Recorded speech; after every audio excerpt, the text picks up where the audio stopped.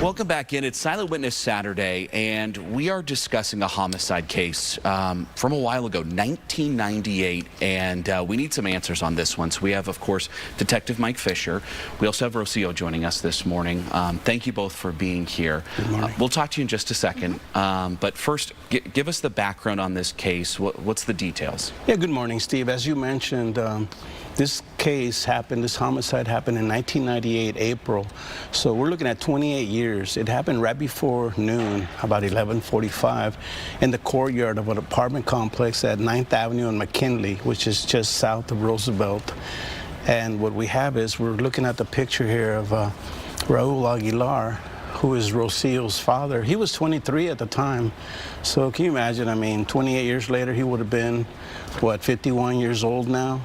And the case that we have here is basically a cold case where, even though it's 28 years ago, we are still looking for answers and hoping that somebody will see, will hear about this, will see his picture, and they'll remember.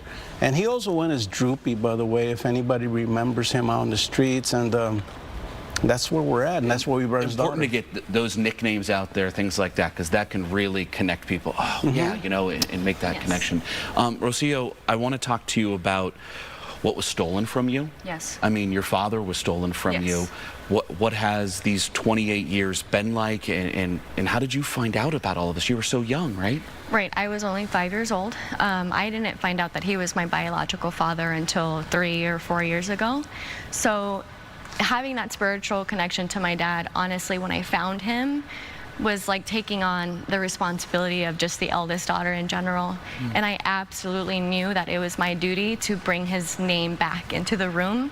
And I took on so many of his personality traits that I'm surprised that people are surprised that I'm doing this. My mother had a very loving relationship with him. It did not work out for the better. My life, though, still has been extremely incomplete, and I am determined to find whoever did this to my father. Incredible that he has that advocate in you. Oh, absolutely. How jarring or difficult was it when you just found this out a few years ago? It was extremely difficult, but it all made sense, especially with just who I am and where I come from. And I knew that I belonged to a family, and I know there's plenty of stories like this, but it happened for a reason. And although my father had passed, he knew me, he met me once or twice as an infant and as a 5-year-old, and that left a mark on my heart, and that's what I carry now. Why is it important for you to advocate for this? There's so many people that just go into a file, and the names are just names, especially Chicano and Native American, missing and murdered indigenous people in general.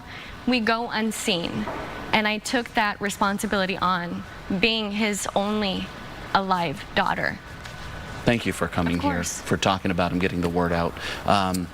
Detective, if people remember him, if they remember anything about this case, what do they do right now? Yeah, we just want to remind people that 28 years later, they can call 480-WITNESS, silent witness, 480-WITNESS, or 480-TESTIGO for Spanish speaking. And any tip that you may have, because 28 years later, someone might say, they already have this information, I don't need to bother them. Well, first of all, scratch that off. You're not bothering anybody. Any information you have, give it to us.